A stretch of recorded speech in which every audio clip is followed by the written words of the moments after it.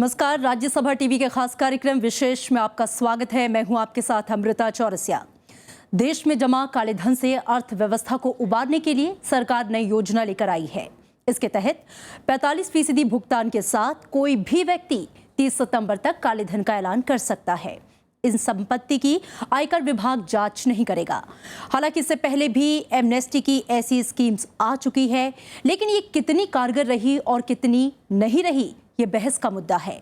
विशेष में आज इन तमाम सवालों पर बात करेंगे। साथ ही बताएंगे कि असल में विदेशों में जमा काले धन को वापस लाने के लिए सरकार ने क्या कोशिश की और बीते कुछ वर्षों में काला धन कैसे बड़ा राजनीतिक मुद्दा बन गया। तो शुरू करते हैं आज का विशेष।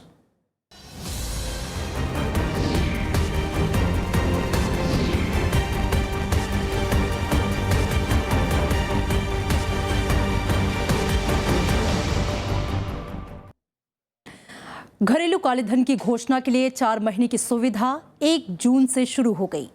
इसके लिए 4 महीने का वक्त दिया गया। 30 सितंबर तक लोग अपने काले धन का खुलासा कर सकेंगे। इसमें 45% कर और जुर्माने का भुगतान कर सजा से बचने का प्रावधान किया गया है। घोषित काले धन के खिलाफ आयकर विभाग कोई जांच पड़ताल भी नहीं करेगा।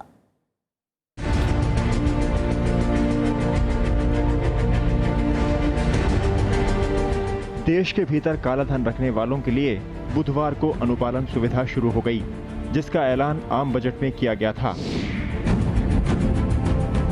इसका मकसद अर्थव्यवस्था से काले धन को निकालना है। इस योजना के तहत जो व्यक्ति अपनी अघोषित संपत्ति का खुलासा करना चाहते हैं, उन्हें ऐसी संपत्ति के मूल्य का कर, जुर्माना और अधिभार मिलाकर 45% भुगतान करना होगा। इसके लिए 30 सितंबर तक का वक्त दिया गया है। खुलासे के बाद 30 नवंबर तक सारे भुगतान करने होंगे। हालांकि ये व्यवस्था भ्रष्टाचार निरोधक कानून से जुड़े मामलों पर लागू नहीं होगी। जिस तरह से स्ट्रांगली एंटी करप्शन मूवमेंट में जा रहे हैं, ब्लैक मनी को अनर्थ करने का की तरफ जा रहे हैं, तो अगर वो ये नहीं करते तो फिर उनको बहुत ज़्यादा टैक्स भी देना पड़ेगा, पेनल्टी भी देना पड़ेगी और हो सकता है जेल भी जाना पड़े। इस नियम के मुताबिक काले धन वाली संपत्तियों पर 30% कर के साथ साथ कर के दायरे में आने वाली संपत्ति पर 25% कृषि कल्याण सेस और 25% जुर्माना भरना पड़ेगा।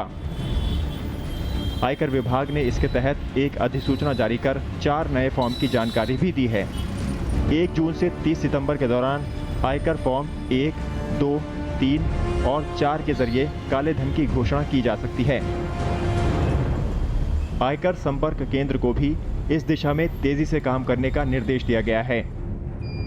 हालांकि सरकार जहां एक तरफ इसे अर्थव्यवस्था की बेहतरी के लिए जरूरी कदम मान रही है, वहीं जानकारों का मानना है कि इससे ईमानदार करदाता निराश होंगे।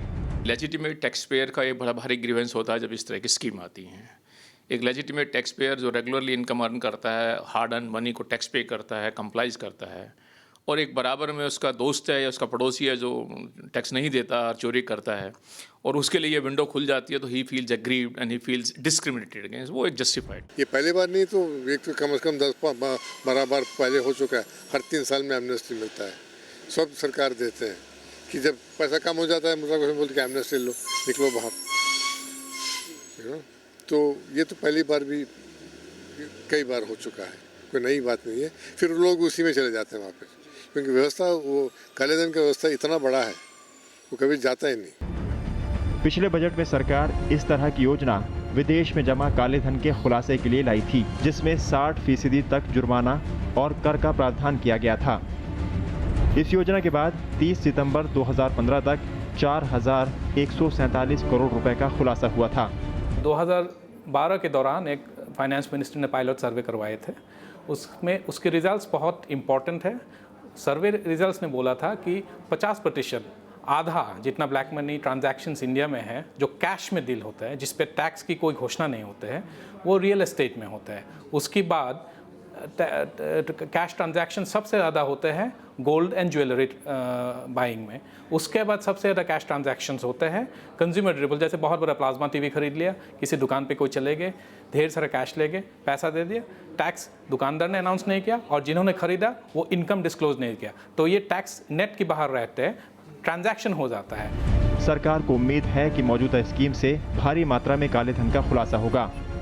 इनकम डिक्लेरेशन स्कीम के तहत कोई भी व्यक्ति काले धन से जुड़ा ब्यौरा या तो ऑनलाइन या फिर आयकर के क्षेत्रीय प्रिंसिपल कमिश्नर के दफ्तर में भरा जा सकता है। कृति मिश्रा के साथ नवविक्रम सिंह, राज्यसभा टीवी। काला धन बीते कुछ सालों में देश की सियासत का एक अहम मुद्दा बना हुआ है। यूं तो इस पर बहस पुरानी है, लेकिन यूपीए के दूसरे कार्यकाल में इस पर बहस काफी तेज हुई। आइए देखते हैं इस मुद्दे पर हुई राजनीति और सरकार के अब तक उठाए गए कदम।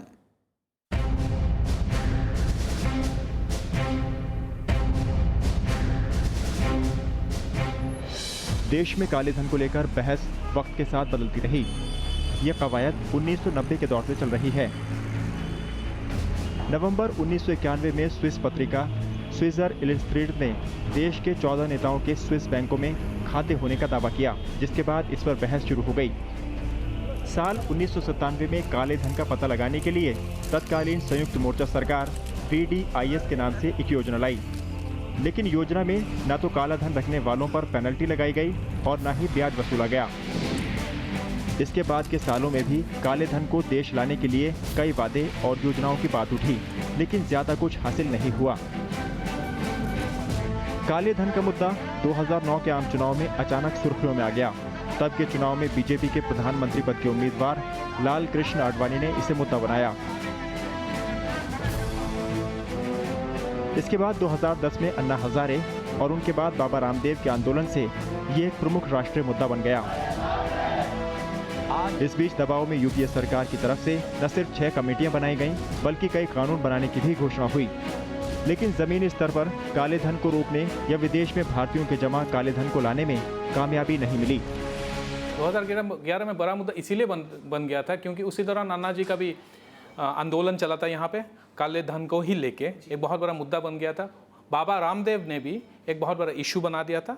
और 2011 में भी जब प्रणब मुखर्जी फाइनेंस मिनिस्टर थे, उन्होंने एक कमेटी फॉर्म की थी। NIPFP, NIFM और NCAER 3 सरकारी स्टेट फंडेड थिंक टैंक है। इनको बोला गया था कि आप हिंदुस्तान की काले धन का एक साइज का एस्टिमेट हमें दीजिए। वो रिपोर्ट अब तक पेश नहीं हुई है और सरकार ने पब्लिक भी नहीं की है ये। बट ये पहला अटेम्प्ट था सरकार की आफ्टर 1985 कि हिंदुस्तान की काले धन का ब्लैक इकोनॉमी का एस्टिमेट क्या है, पहले पता तो लगे। साल 2014 के आम चुनाव में ये मुद्दा जोर शोर से उठा। बीजेपी के प्रचार की कमान नरेंद्र मोदी के हाथ में थी। उन्होंने काले धन के मुद्दे पर खासा जोर दिया। मोदी का दावा था कि अगर सारा काला धन आ जाए तो हर आदमी के खाते में 15-15 लाख रुपए आ जाएंगे। यही नहीं, बीजेपी ने सत्तासीन होने के 100 दिन के भीतर काला धन देश लाने का वादा किया। बीजेपी चुनाव जीती, नरेंद्र मोदी प्रधानमंत्री बने, लेकिन अरसे तक काले धन पर कोई सफलता हाथ नहीं लगी। दबाव बढ़ा तो वित्त मंत्री को संसद में ये कहना पड़ा कि 15 लाख वाली बात चुनाव के दौरान दिए गए भाषण का मामला था, लिहाजा उसे उसी संदर्भ में देखा जाए। काला धन से निकालना है, कम करना है, लोगों में एक नई जागृति पैदा करना है, आपको व्यवस्था बदलना है, कानूनी व्यवस्था बदलना है, स्पेशल कोर्ट्स लाना चाहिए, इसका दंड जो होता है उसको बदलना चाहिए, काफ़ी काम करना है। ये बिना कहने से कुछ नहीं होगा। हालांकि इस दिशा में मोदी सरकार के नाम कुछ उपलब्धियां भी रहीं। मोदी सरकार ने सत्ता संभालते ही काले धन के मुद्दे पर SIT का गठन कर खूब वाहवाही लूटी, लेकिन ये दौर ज्यादा नहीं चला। काला धन रखने वालों का नाम सार्वजनिक न करने पर सरकार की खूब किरकिरी भी हुई। आखिर में सुप्रीम कोर्ट की फटकार के बाद सरकार ने सुप्रीम कोर्ट को इनके नाम बताए। हालांकि 2014 में भारत ने G20 जैसे अंतर्राष्ट्रीय मंच पर काले धन का मुद्दा उठाया। भारत के जोर देने पर काले धन के मुद्दे पर G20 देशों ने एक प्रस्ताव पारित किया और काले धन पर सहयोग का फैसला किया। ये मोदी सरकार की काले धन पर अहम कूटनीतिक जीत मानी गई। इसके अलावा भारत ने अमेरिका के साथ विदेशी खाता कर अनुपालन अधिनियम फाटका पर भी हस्ताक्षर किए, जिसके तहत भारतीयों की परिसंपत्ति के बारे में वास्तविक समय के आधार पर सूचनाएं साझा किए जाने पर सहमति बनी। इसके साथ ही इस दिशा में सबसे बड़ी उपलब्धि 13 मई 2015 को संसद से पारित काले धन से जुड़ा विधेयक रहा, जिसमें विदेशों में जमा काले धन को देश वापस लाने के लिए कई प्रावधानों का जिक्र है। सरकार अब काले धन को सार्वजनिक करने वालों को प्रोत्साहन देने के लिए कई योजनाएं वक्त वक्त पर ला रही है। Bureau report, Rajya Sabha TV. घरेलू काले धन की घोषणा वाली नई योजना से पहले विदेशी बैंकों में जमा काले धन को लेकर भी सरकार ने पहल की थी। इससे 4,000 करोड़ रुपए का खुलासा हुआ था। सरकार ने बीते साल इससे जुड़ा एक विधेयक भी संसद में पेश किया। इस विधेयक के क्या है प्रावधान, आइए देखते हैं।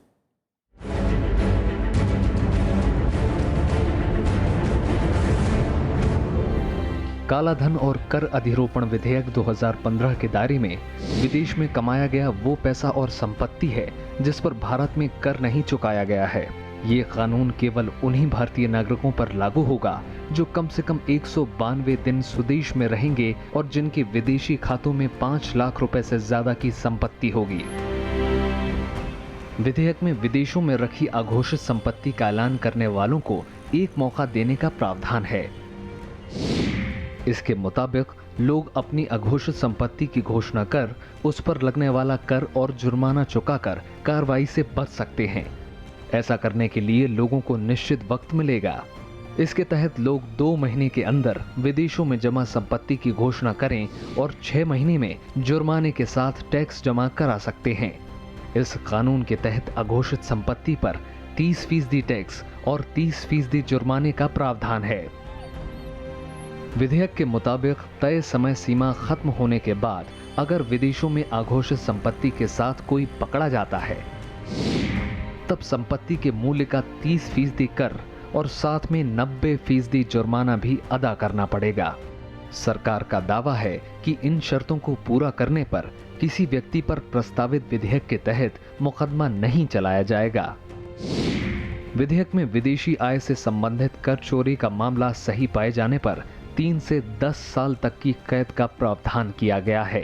दूसरी बार दोषी पाए जाने पर कैद के साथ 25 लाख रुपए से 1 करोड़ रुपए तक के जुर्माने का प्रावधान है। Bureau report, Rajya Sabha TV. और वक्त है एक ब्रेक का। ब्रेक के बाद आपको बताएंगे विधेयक पर राज्यसभा में क्या चर्चा हुई थी।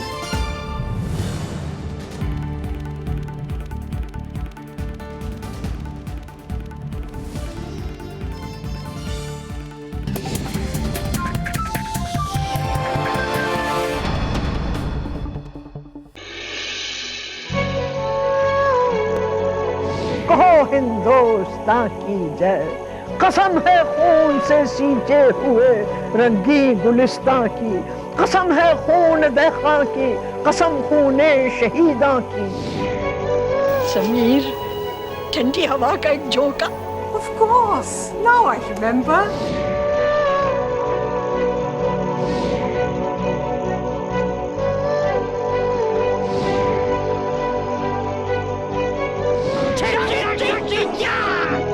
And now I'm going to sing another song.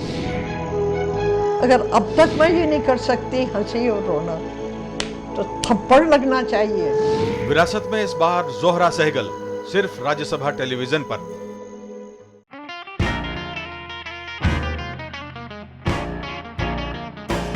Andaman हमारे ख्वाबों का एक शानदार जहां, खामोशियां सुनाती हैं एक दास्तां यहाँ।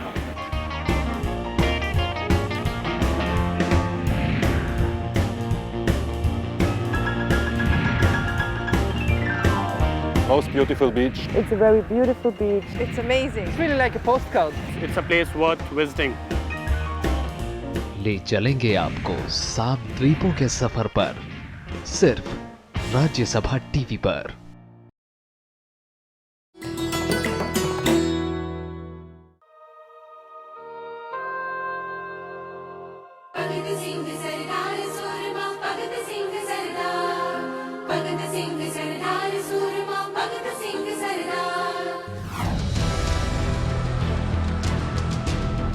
शहीद भगत सिंह स्वतंत्रता आंदोलन के सबसे प्रभावशाली क्रांतिकारी। आजादी के दीवाने भगत सिंह ने नौजवानों को सिखाया, देश के लिए जरूरी हो तो जान पर खेल जाओ, मगर बेवजह किसी का खून ना बहाओ। क्रांति की नई इबारत लिखने वाले भगत सिंह ने कहा, बम और बंदूक नहीं, विचार लाते हैं इनकलाब। इंसान मरते हैं, विचार रह जाते हैं। जो देश के लिए जीते हैं, मरकर अमर हो जाते हैं।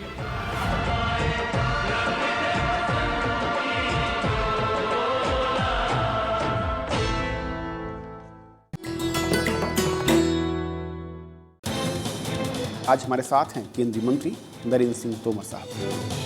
नई पॉलिसी कुछ इस तरह की बनी है कि जिसके बाद एक बड़ी कंपनियों का कॉकस तैयार हो सकता है। नई माइनिंग पॉलिसी में न केंद्र का विवेकाधिकार है, न राज्य का विवेकाधिकार है और आवंटन की प्रक्रिया पूरी तरह पारदर्शी है। करप्शन के लोगों पर, आरोपियों पर सरकार क्या कर रही है? सरकार कार्रवाई की दिशा में आगे बढ़ रही है। जो लोग दोषी होंगे उनको निश्चित रूप से दंडित किया जाएगा।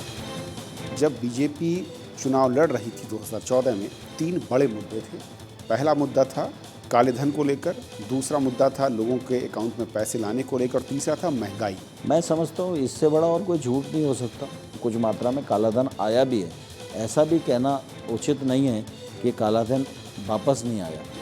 देखिए तरकश, शनिवार रात 8:30 बजे।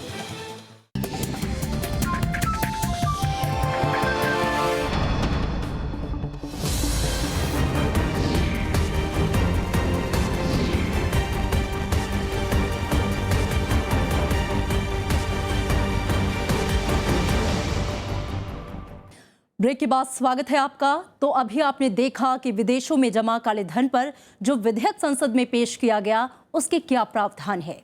अब आइए देखते हैं कि इस विधेयक को जब राज्यसभा में पेश किया गया तो इस पर क्या चर्चा हुई थी। 422 of them have been traced. The peak balances in each one of those accounts has been found out. Assessment proceedings in most cases have been completed. A tax demand of 4,520 crores along with penalty has been levied against them. 13 मई 2015 को जब राज्यसभा में वित्त मंत्री अरुण जेटली ने काले धन से जुड़ा विधेयक पेश किया तो इस पर गंभीर चर्चा देखने को मिली। सरकार ने दावा किया कि इससे विदेशी बैंकों में जमा काला धन वापस लाने में मदद मिलेगी। जेटली ने काला धन, अप्रकटित विदेशी आय और कर अधिरोपण विधेयक को इस दिशा में जरूरी कदम बताया। इससे पहले विधेयक पर चर्चा के दौरान पार्टी लाइन से हटकर सांसदों ने इसका समर्थन किया। कैसे ज्यादा पैसा मिले वो तरीका अख्तियार कीजिएगा। केवल पेनल्टी के जरिए और उसके जरिए पैसा ज्यादा नहीं मिल सकता है। रिलैक्सेशन दीजिए, लोगों से कहिए आए, इसके नेट में आए, इनकम टैक्स का जो है दायरा उसके अंतर्गत आए। कोई ऐसा प्रोविजन आपको करना पड़ेगा जिसमें बिना नाम डिस्क्लोज किए जो ब्लैक मनी वापस ला के अर्थव्यवस्था में डालना चाहता है उसको आप टैक्स लीजिए, पेनल्टी लीजिए, लेकिन कृपा करके कोई रूट खोलिए ताकि वो देश के विकास में वो ब्लैक मनी वापस आए और लगे। हालांकि कुछ सांसदों ने विधेयक को कमजोर करार दिया और कहा कि काले धन की वापसी के लिए सरकार ने पहले जो वादे किए थे उनको पूरा करने के रास्तों का कोई जिक्र विधेयक में नहीं है। भारतीय जनता पार्टी के अलग अलग लीडर्स और माननीय आज के जो प्रधानमंत्री जी हैं उन्होंने तो ये बताया कि हर घर में, हर व्यक्ति के अकाउंट में 15-15 लाख रुपए जाएं।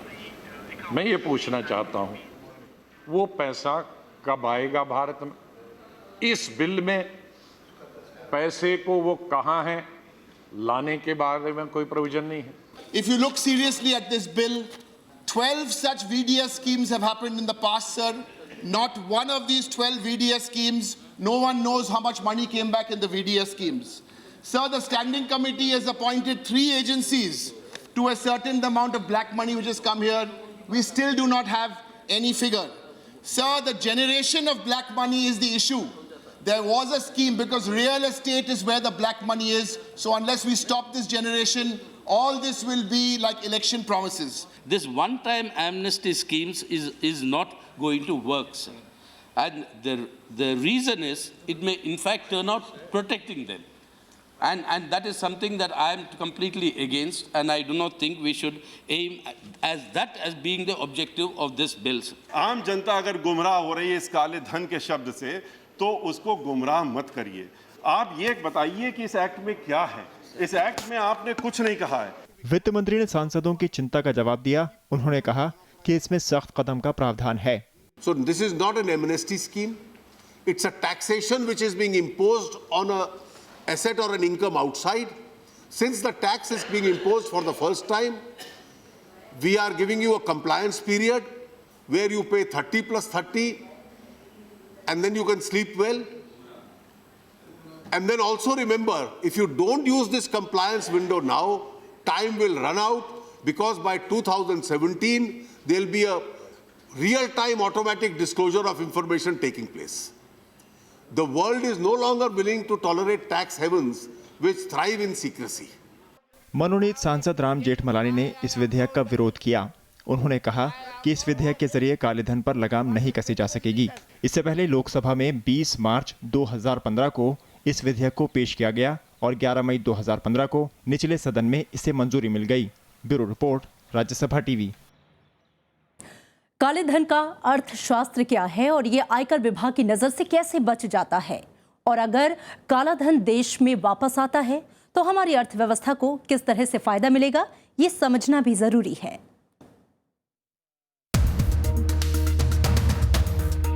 काला धन, जैसा कि नाम से ही जाहिर है, ऐसा पैसा जो अवैध है या गलत तरीके से जमा किया गया, यानी वो पैसा जिस पर कर का भुगतान नहीं किया गया हो। काला धन वो आमदनी है जिस पे सरकार की जो टैक्स होता है उसका वसूली नहीं होता है। तो उसके माने आप कमाई किए ना, उसको जो टैक्स देना है वो आपने चुकाए नहीं, तो उसको दबा दिए। जालसाजी, घोटाले, भ्रष्टाचार, रिश्वतखोरी जैसे कई तरीकों से काला धन जमा किया जाता है। इसके अलावा टैक्स बचाने के लिए लोग अपनी संपत्तियों की जानकारी आयकर विभाग को नहीं देते हैं और गैर कानूनी तरीके से धन इकट्ठा करते हैं। वहीं विदेशों में काला धन जमा होने की वजह सिर्फ कर चोरी नहीं है, बल्कि ड्रग्स, हवाला, अवैध हथियार और अवैध सामान की सप्लाई भी इसका जरिया बनता है। इंडिया 2012 से स्टार्ट किया था बाकी कंट्रीज के साथ tax information network treaty sign करने के लिए। जो हमारा, मान लीजिए हमारा एक कोई पैसा यहाँ से जा रहा है, कोई इनकम यहाँ से भेज रहा है लुक्सेमबर्ग में, और यहाँ पे डिस्क्लोज नहीं किया, तो हम ये भारत सरकार लुक्सेमबर्ग सरकार को कह सकती है कि हमें ये इन्फॉर्मेशन दीजिए कि कितना पैसा यहाँ से गया है। एज ऑफ नाउ 100 कंट्री की ऊपर के साथ हम टैक्स इंफॉर्मेशन नेटवर्क साइन कर चुके हैं। उसके बाद इंडिया से काला धन थ्रू द हवाला रूट एंड अदर रूट जाना बहुत मुश्किल हो गया है। एक सच ये भी है कि काले धन का पता लगाने के लिए कोई भरोसेमंद और पक्का पैमाना नहीं है। विदेशी बैंकों में भारत का कितना काला धन जमा है, इसका कोई आधिकारिक आंकड़ा सरकार के पास मौजूद नहीं है। एक अनुमान के मुताबिक 466 अरब डॉलर से लेकर 1400 अरब डॉलर काला धन विदेशों में जमा है। National institute of public finance and policy की साल 2014 की रिपोर्ट के मुताबिक भारत के जीडीपी का लगभग 71% हिस्सा काला धन है। ये दूसरी वो योजना है पिछले 2 साल में टैक्स कलेक्ट करने के लिए ब्लैक मनी पे, जो ब्लैक मनी ट्रांजैक्शंस हुए हैं पिछले कितने सालों में। पहली योजना पिछले साल अनाउंस की गई थी, जिसमें बोला गया था कि आपकी बाहर, जैसे इंडिया के बाहर ओवरसीज जितना अनडिस्क्लोज्ड एसेट्स है, हिडन एसेट्स है, आप डिस्क्लोज कीजिए, एक सर्टेन अमाउंट ऑफ टैक्स पे कीजिए and bring that money into the legitimate financial system. उसमें ज़्यादा सक्सेस नहीं मिला सरकार को, क्योंकि ये ओवरसीज है। इस बार ये उम्मीद है, आशा ये भी है कि ये करंट ईयर की जो स्कीम है, जो जून 1 से स्टार्ट हुआ है, विंडो सितंबर 30 तक है, उसमें बहुत लोग अपना हिडन एसेट्स डिस्क्लोज कर देंगे। बहरहाल सरकार काले धन का पता लगाने के लिए मौजूदा संस्थानों को सशक्त बना रही है। इनकम टैक्स कानून और एंटी मनी लॉन्ड्रिंग कानून को मजबूत और कठोर बनाया गया है। देश में बने नए नियम के मुताबिक 1 अप्रैल 2016 से आयकर रिटर्न में विदेशी संपत्तियों और खातों का विवरण देना होगा, नहीं तो पकड़े जाने पर 90% तक जुर्माना लगाया जा सकता है और 10 साल तक की सजा भी हो सकती है। काले धन के प्रसार पर अंकुश लगाने के लिए भारत ने कई देशों से काले धन से संबंधित सूचनाओं के आदान प्रदान के लिए समझौते किए गए हैं। अनुमान के मुताबिक अगर सारा काला धन अर्थव्यवस्था में वापस आ जाए तो इससे आर्थिक बेहतरी आ सकती है। पूरे जितने लोगों ने पैसा बाहर लेके गए और $464 बिलियन घोषणा करके उसके ऊपर 30% का टैक्स लगता है, तो हमारे हाथ कितना पैसा आएंगे? अराउंड 10 लाख करोड़ सरकार के पास। 10 लाख करोड़ का सरकार क्या कर सकती है? बहुत कुछ कर सकती है। 10 लाख करोड़ से कितने हज़ारों किलोमीटर सड़कें बन सकते हैं 10 करोड़ पर किलोमीटर के हिसाब से। और 10 लाख करोड़ अगर सरकार के हाथ में आ जाती है तो सरकार एक बजट ऐसे पेश कर सकती है जिसमें कोई टैक्स नहीं रहेगी, टैक्स फ्री है, क्योंकि सरकार की टैक्स कलेक्शन आज की डेट में 10 लाख करोड़ के करीब है, indirect tax and direct tax. जानकारों का मानना है कि काले धन के आने से पैसों के अभाव में अटकी कई योजनाओं को गति मिलेगी, भारतीयों के जीवन स्तर में सुधार होगा और काफी हद तक देश अपना कर्जा भी उतार पाएगा। अमृता चौरसिया के साथ नवविक्रम सिंह, राज्यसभा टीवी।